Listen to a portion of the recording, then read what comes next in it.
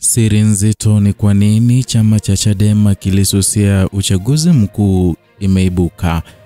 Hujambo na karibu kwa taarifa zetu za Kenyascope, na ikiwa ni mara yako ya kwanza kufika hapa, tafadhali kumbuka kusubscribe. Aliyekuwa mjumbe wa kamati kuu ya Chadema Ezekiel Wenje, sasa mwanachama wa CCM, ameibua mjadala mzito katika ulingo wa siasa baada ya kufichua kwa mara ya kwanza kwamba uamuzi wa chama chake cha zamani kutoshiriki uchaguzi mkuu wa mwaka huu ulitokana zaidi na hofu ya kisiasa kuliko sababu za msingi za kisheria au kiutawala. Kauli yake imezua gumzo kubwa nchini, hasa baada ya kutolewa katika mkutano wa hadhara wa kampeni mkoani Kagera, ambapo alihutubia kwa niaba ya timu ya kampeni ya mgombea urais wa CCM Daktari Samia Suluhu Hassan. Wenje alisema kuwa baada ya kutafakari kwa kina, amebaini kwamba maamuzi ya Chadema kutoshiriki uchaguzi huo yalitawaliwa na uoga na kushindwa kisiasa na si hoja ya kikatiba au kisheria kama ilivyodaiwa hapo awali. Alibainisha kwamba ndani ya chama hicho kulikuwepo na hali ya sintofahamu na ukosefu wa ujasiri wa kukabiliana na ushindani wa kidemokrasia. Kauli hii imechukuliwa na wachambuzi kama moja ya tamko la wazi zaidi kutoka kwa wanasiasa wa zamani wa upinzani ambaye alikuwa sehemu ya maamuzi hayo. Katika maelezo yake, Wenje alionekana kusisitiza kwamba hatua yake ya kujiunga na CCM imetokana na imani kwamba chama hicho kimebadilika na kujikaza na kujikita zaidi katika sera za maendeleo, umoja na maridhiano ya kisiasa. Alisema ameshuhudia mabadiliko makubwa ndani ya chama hicho tawala chini ya uongozi wa Rais Samia Suluhu Hassan, ambaye ameonyesha dira ya uongozi unaolenga kujenga taifa badala ya kugawa wananchi kwa misingi ya kisiasa.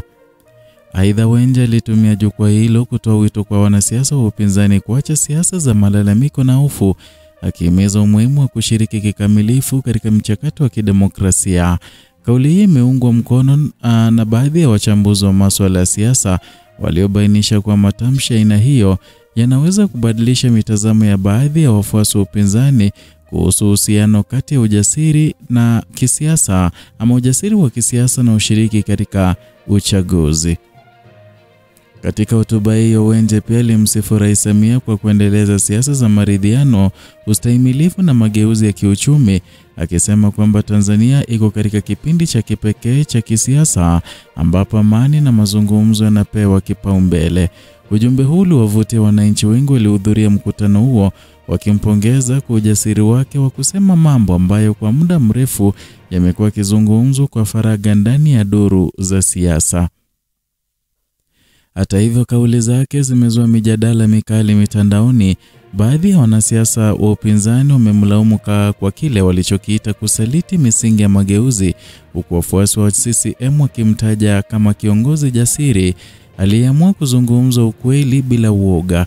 Wataalamu wa siasa wanaona kwamba matamshi haya yanaweza kuwa na athari kubwa katika mwelekeo wa kampeni, hasa kwa wapiga kura ambao wanatafuta mabadiliko yenye msingi wa hoja na si migawanyiko ya kisiasa. Kwa sasa, Wenje anaonekana kuchukua nafasi muhimu katika mikutano ya CCM, akisisitiza ajenda ya amani, umoja na maendeleo kama dira ya kisiasa ya kitaifa kuelekea uchaguzi wa Oktoba mwaka 2025. Wengi wanaona kuwa sauti yake kama wanasiasa waliyevuka kutoka upinzani hadi chama tawala inaweza kuwa na uzito mkubwa katika kujenga taswira mpya ya siasa za Tanzania. Kwa habari zaidi kuhusu siasa na uchaguzi na matukio makubwa barani Afrika, endelea kufuatilia Kenyascope na usisahau kusubscribe, kulike na kushare video hii ili kuendelea kupata taarifa za kina kila wakati.